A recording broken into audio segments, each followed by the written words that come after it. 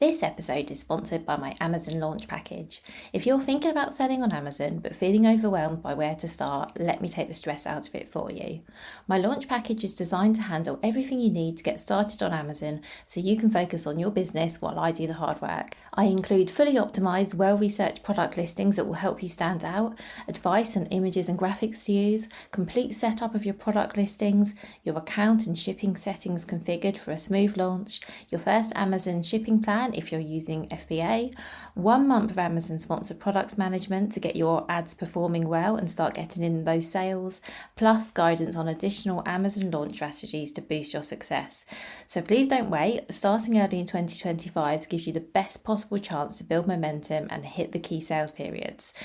Find out more or book today using the link in the show notes.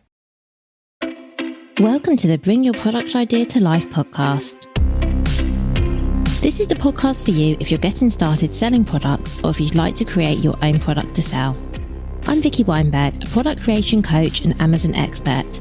Every week, I share friendly, practical advice as well as inspirational stories from small businesses. Let's get started.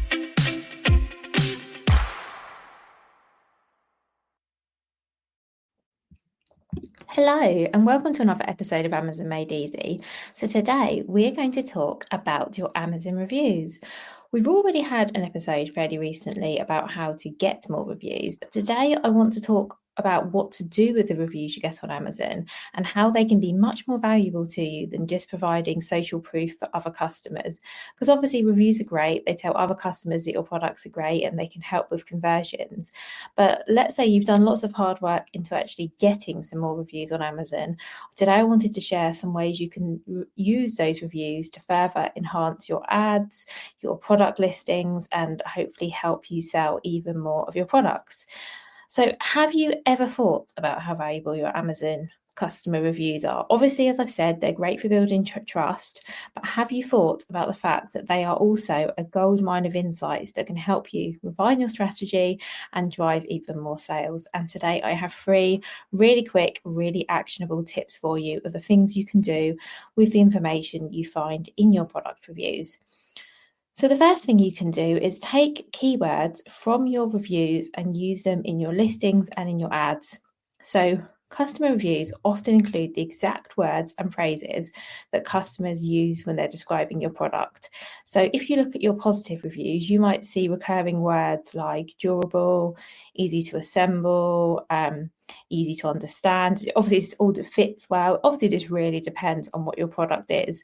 But if there are things you see coming up time and time again, you can add these to your product title or your bullet points or your description, wherever it most makes sense, obviously, for better search visibility. So if, for example, let's say the word durable comes up a lot when people are talking about how great your product is. Durable might be something you want in your product title, because obviously if lots of people are saying it's brilliant, this product is durable, that's telling you that your customers think the durability is really important. So that's definitely something to include. And you can also use these terms and phrases in your Amazon ads to target the language your customers are using. So, for example, if your customers frequently mention the compact design of your product, you might want to use long tail keywords, long tail phrases in your sponsored ads campaign related to that. So, you would need to do a bit more research and find out exactly what they are. But knowing the things that your customers find important can tell you that actually these are the kinds of things they're possibly searching for when they're finding your product.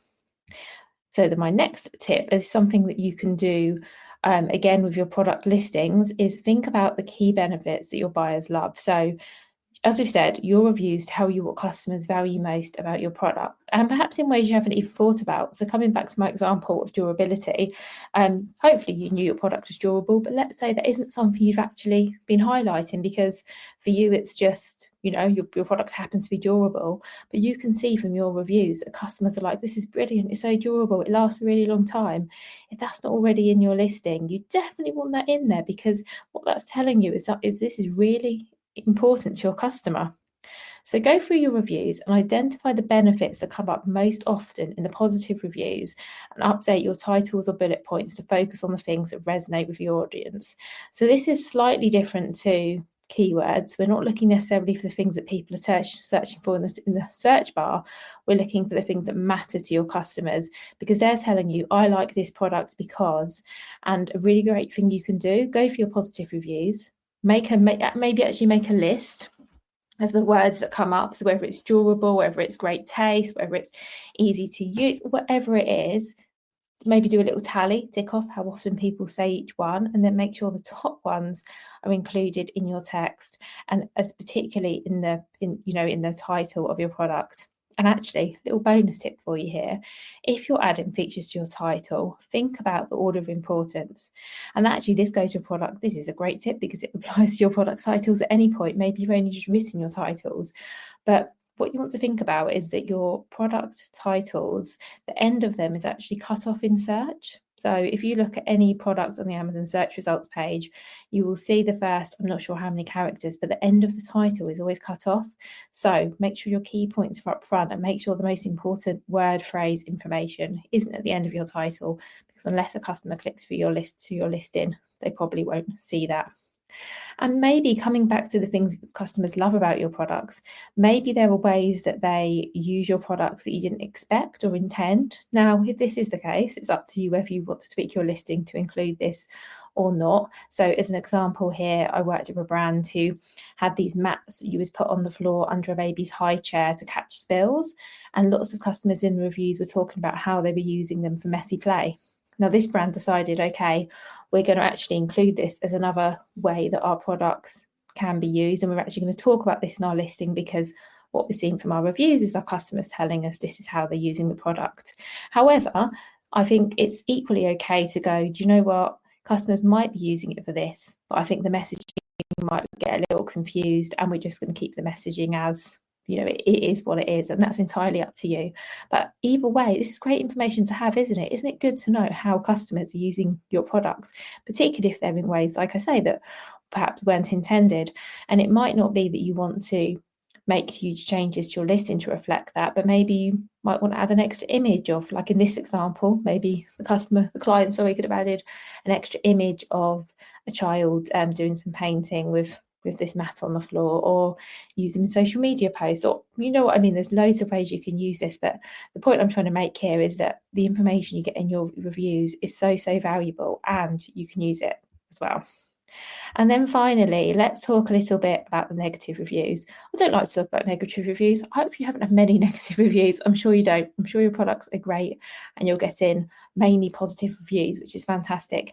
However, I think all of us are always going to have a certain number of negative or perhaps even neutral reviews, because that's life, isn't it?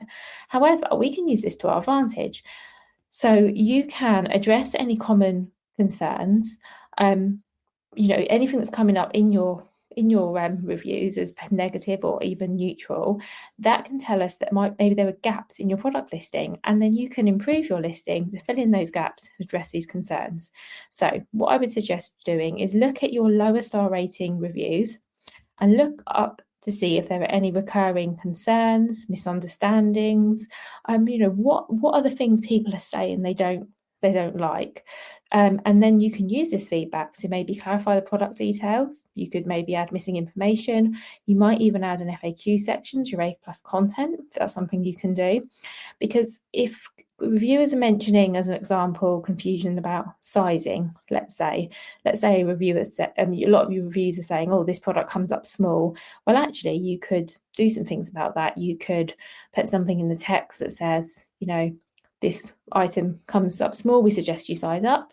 You could include a really clear size chart. You could include information of how to measure yourself for the product, as an example. If you sell a technical product and maybe you're getting lots of returns because people don't understand how to use it, well, you could think about maybe including a video on your listing showing the product being used, or maybe some more graphics, or maybe it leads you to think, actually, it's nothing wrong with the product listing, but maybe the instructions that come with the product aren't clear enough. My point here is that all of this information is really invaluable, because it will hopefully help drive sales, get your returns down, and also reduce the number of negative reviews. Because sometimes when you receive a review, and I look at so many reviews on Amazon, and often I'll see a negative review and it will say something like, oh, this is much smaller than I expected. And things like that can be got around. I actually had a client who had the exact issue. They sell books that are really small, so they're pocket-sized books, and lots of people were buying them and saying, oh, these books are really small. So how we got around that was adding a picture to the product listings. First of all, one showing the book on a table, and I can't remember what item was next to it, but it kind of gave you a sense of the scale of the book. And then another image of the book in someone's top jacket pocket, because that really then showed, okay, this is a pocket-sized book. It's smaller than an average book. And you know what? Just doing those things really reduced, like I say, negative reviews and returns as well, because people finally got, oh, okay, you're not just calling it a pocket book. This actually means it's a book that fits in your pocket. And this is the size of it. Because even though, as I mentioned on the listing, for some reason, it was something people were missing. But they just didn't understand the phrase pocketbook. So by adding these additional images, it really, really helped. And this is the kind of thing that you can do if you're getting any reviews that are less than perfect, to think about, what can I add to my product, my packaging, the information that goes in my product, my listings, my images. What can I do to really help the customer get a great expectation of what this product is, what it does, help them make the right decision, as I say, and reduce the returns and the negative reviews. So please do take some time to review your reviews, sorry for the pun, and see what insights you can take that will either help improve your listings or refine your ad strategy. And just a few small tweaks can really make a big difference in helping your product stand out, converting more customers, increasing your sales, reducing returns. So there's lots and lots of benefits for doing this. If you have any questions, of course, you can contact me. It's Vicky@vickyweinberg.com. I would always love to know what you think of these episodes. So do get in touch, let me know, and I will speak to you again next week, where I'll be covering what to do if you run into problems selling on Amazon, because that, as you can imagine, is quite a common thing. And I'm going to talk all about the kind of issues you might encounter selling on Amazon and what to do if you do run into any of them. So I really look forward to speaking to you next week. And of course, I have a great guest on the podcast this Friday as well, so do listen into that as well. Have an amazing rest of the week. Speak to you soon.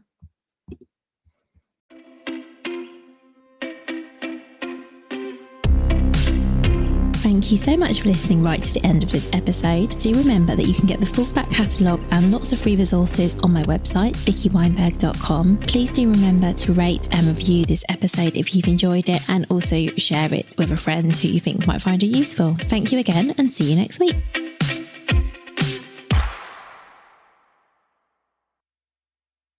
Hi, this is just a little note to say if you've enjoyed this episode, or indeed any of the episodes, and you would like to, buy me a coffee or something, you can actually now leave tips. So there's a link to how to do this in the show note. Of course, do not feel obliged to do this. This is a free podcast. This will always be a free podcast. But as I say, if you want to buy me a coffee, you can do that via the link in the show notes.